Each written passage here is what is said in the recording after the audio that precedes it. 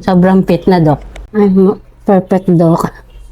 Ang laki na yung pinagbago. Mas perfect ka talaga to, 100%. So, install na natin. Ito na yung Luciton. So, type of material ng denture na mas maganda compare sa ordinary denture, which is the stay plate. Yung dati mong pustiso, pahitingin ako, ma'am. Denture, and this is the new denture na ni ma'am. So, ang laki ng difference. So, try natin yung old denture. Sige pa. Ayan. Ayan pa. Kagat po. So, kung mapapansin nyo po, parang edge to edge po, pinatong sa lower. So, at saka yung sizes ng ngipin at walang masyadong hindi define yung pagkakahati ng mga ngipin. Nagmukhang peking-peke.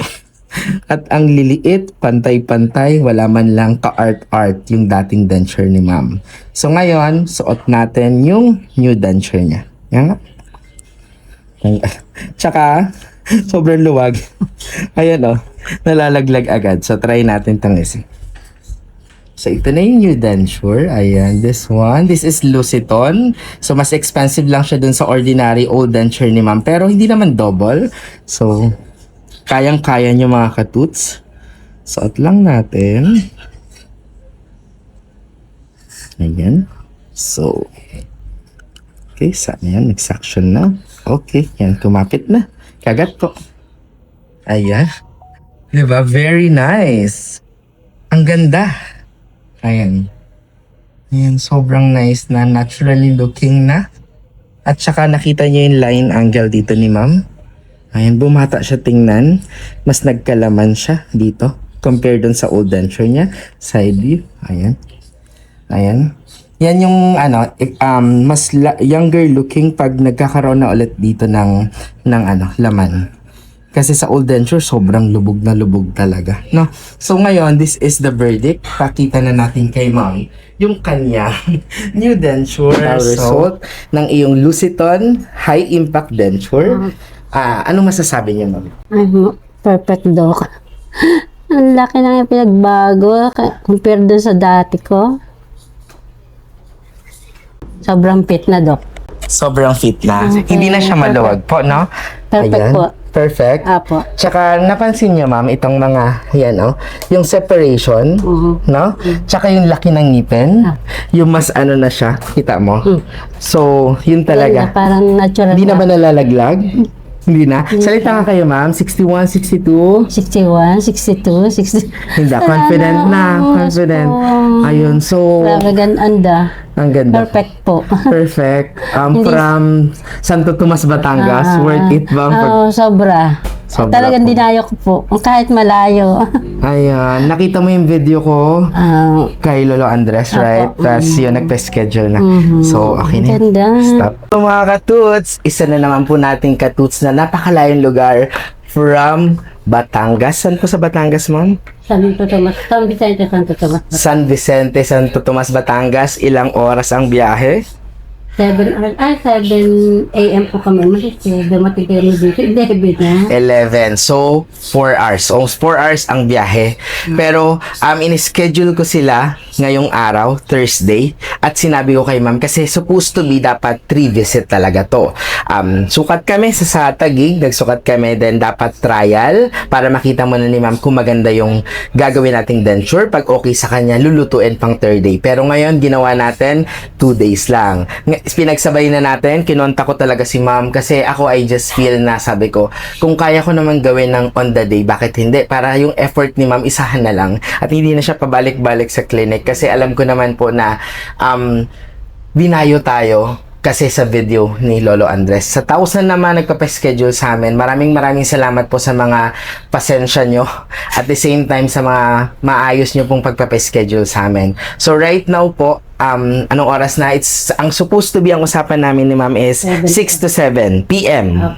Yung tapos. Pero natapos natin ng mga 3:30 and 4 o'clock na ngayon.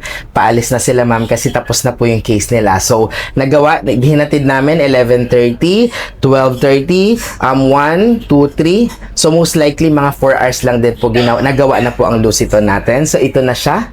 Ang final na madadala na ni ma'am. Final na denture na Luciton High Impact. So, isusuot na po natin sa kanya para malaman natin kung nasatisfied ba si ma'am or nagandahan sa ating gagawin. So,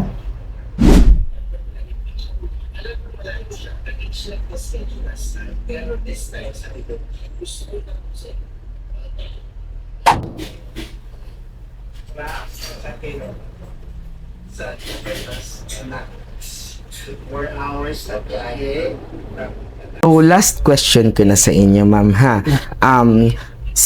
Tawag dito, based lang to sa experience mo. So, kumusta ang pustiso mo ngayon? Kasi meron kang old denture, eh. So, kung titingnan natin siya sa itsura, anong sa inyo? Talagang sa itsura, sa kapit, ano masasabi mo sa denture mo? Mas perfect ka talaga to, 100%. 100% po. So, parang natural lang siya. Hindi mo na pustiso siya. at saka bumagay talaga sa inyo, ma'am, no? Yung mukha ng At saka iba-iba yung pakiramdam ko kasi parang ang gaan. Kasi yung dati, parang ang bigat-bigat. Kasi ito, kapit na po, no? Tapos kailangan talaga maglalagay ako ng Polydent. polybel. Yung adhesive. Pero ngayon, Sobra po. Fit na fit talaga. Kaya Ayan. kayo magsalita. Kumbaga pagka ganito po ako nagsasalita na, talagang nalalagdag yung mga pages kong denture.